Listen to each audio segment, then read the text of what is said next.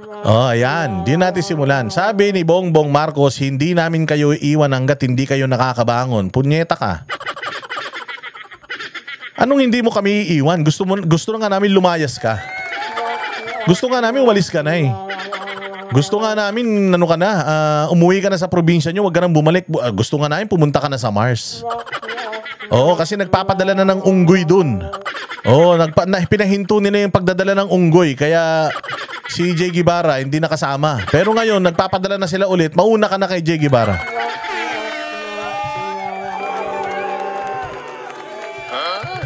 Oo, nagpapadala na sila ng unggoy ulit sa Mars, kaya dapat ipadala nyo na to eh.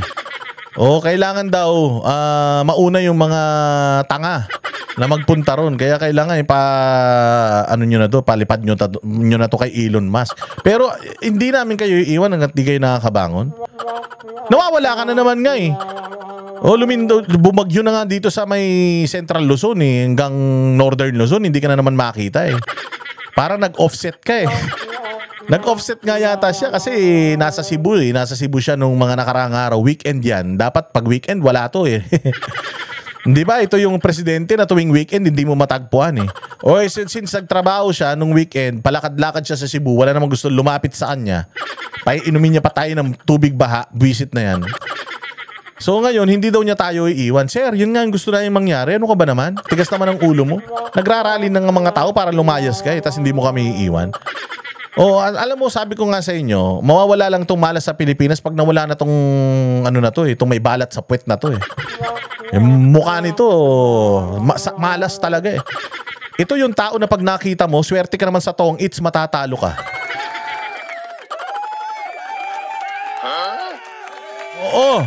Oo, haka na naman ng ha eh. Oh, malas tong tao na to, sweetik to eh.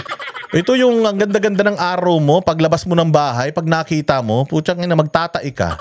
Kung di ka magtatai, madudulas ka. Dahil may balat talaga sa pito. Ito pamilyang ito, itong pamilyang mga Marcos na ito. Kapag sabi ko nga sa inyo, di ba, kung merong King Midas na lahat ng hawakan niya, nagiging ginto, ito lahat ng hawakan ito nasisira eh. 2 presidente na, mga bossing, ang naging presidente dyan sa Ilocos Norte. Yung Ilocos Norte, isang kahig, isang tuka pa rin. Oh. Sabi nga ni Chavit Singson eh, mas mayaman pa yung Ilocos Sur na wala man naging presidente dyan sa Ilocos Sur kaysa dyan sa Ilocos Norte na ilan na naging senador, ilan na naging presidente, pero ganun pa rin. Oo, so hindi daw niya tayo iiwan. Papayag ba kayo na hindi niya tayo iwan? Huwag naman, sir. Oo, gusto nga namin 2028 na ngayon para lumayas ka na eh. Sabi ko nga eh, hanggat hindi ka umaalis, hindi matatapos ng problema ng Pilipinas eh. Oh, dahil wala mang ano talaga ito, wala naman talagang alam ito. So, sir, mali po yung inyong sinasabi, ha? Oo, iwanan mo na kami. Okay lang, di ba? Nag-a-abroad ka naman paminsan, pwede ka nang bumalik na sa 2029, ganun. Kaya na namin. Ganun din naman. Hindi na naman matagpuan to. Oo, hindi na naman matagpuan kung sino-sino naman spokesperson niya. Ngayong bagyo, Diyos ko po. Asan ka ba? Umuwi ka ba sa probinsya nyo? Saan? Sa Ilocos Norte? Bati na ngayon ng bagyo to ha. Oo, so ayan, si BBM hindi daw tayo iiwan. Ito yung mga sweetik sa ano natin eh, sa bayang Pilipinas eh. Kaya nga ito, mga bossing, ayan oh. Sineselebrate natin actually kahapon itong anibersaryo, pang 7 years anniversary na ng mga kaso na nasintensyahan itong nanay niya na kawatan. Ayan 7 counts of plunder. Imagine. 7 bilang ng pandarambong sa bayang Pilipinas. Tapos sasabihin nyo, swerte tayo sa mga Marcos. Diyos ko naman, yung tatay, plunderer, human rights violator, kawatan, yung nanay, kawatan din. Hindi mo ba? Alangan sabihin yung hindi totoo yan. Ayan Sandigan Bayan ang nagsintensya na nagnakaw yan. Ewan ko ba't hindi nakulong yan piyansado yata. Kasi meron silang apila sa Supreme Court na hanggang ngayon hindi pa umaandar. Baka ewan ko kung masisingil pa natin itong mga to. Pangako ng pangako ito eh.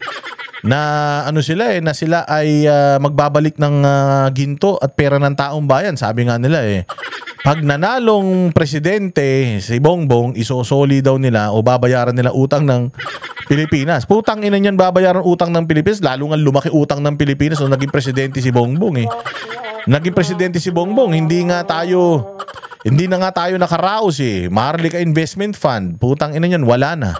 Yung mga gintong binenta diyan sa Central Bank, wala na. Bangko Sentral ng Pilipinas, wala na. Yung PhilHealth, kinatkong 89 billion yata yung kinatkong, 60 billion lang yung ibabalik, hindi pa yata ginagawa. Tapos eto na naman, dinoble yung budget nung 2025 budget, dinoble. Dating 3 point something o to 4 trillion lang yung budget, ginawang 7 trillion. Kulang-kulang 7 trillion, 6 point something, close to 7 trillion yung budget. Wala namang proyekto. Oo, antindi. Wala nang build program, putang ina. Ghost project pa. Hayop talaga, no? At sandamukal, kaliwat kanan na nakikita natin, pandarambong. Imagine, si Martin Romualdez, parang lumalabas, mas mayaman pa si Martin Romualdez kay Henry C. Tsaka sa mga bilyar, bilyar ang pinakamayaman sa Pilipinas, pero lumalabas, according sa abogado ni Zaldico, si Zaldico daw ang pinakamayaman sa Pilipinas. Kasi mas mayaman siya kay bilyar. Putang ina, mas mayaman siya kay bilyar. Mas ibig sabihin si Zaldico pinakamayaman. Paano nangyari yun? Sa tagal-tagal na panahon, maliit pa ako, ang naririnig kong mga pangalan, Zubel de Ayala, diba? Gokong Wei, Tan, Si, Bilyar, Tangkatchong. Di ba yung mga narinig natin, mga mayayaman? Putya, wala tayong narinig na Zaldico kahit kailan. Saan nang galing yung yaman nitong hinayupak na ito? Hindi nakahukay ba ng Golden Buddha to? So ayan. Si Pangulong Duterte ang ipinakulong. Itong mga salot sa lipunan na may mga kaso ng pandarambong, ayan. Untouchable ang mga hudas. 'Di ba? So ganyan ang problema ng ating bayan ngayon. Diyos ko po. Yan ang Banateros, walang inuurungan. Pag tama palakpakan, pag mali ay babanatan. Yan ang Banateros, boses ng ordinaryong Pilipino. Banateros ay walang makakaawan. Walang inuurungan, Banateros ay tinutulungan. Mga ordinaryong Pilipino, bawat mali tinututukan. Handang ituwid mga baliko, kasagutan sa tanong matino. Banateros ay hindi hihinto, sa tungkulin di mabibigo.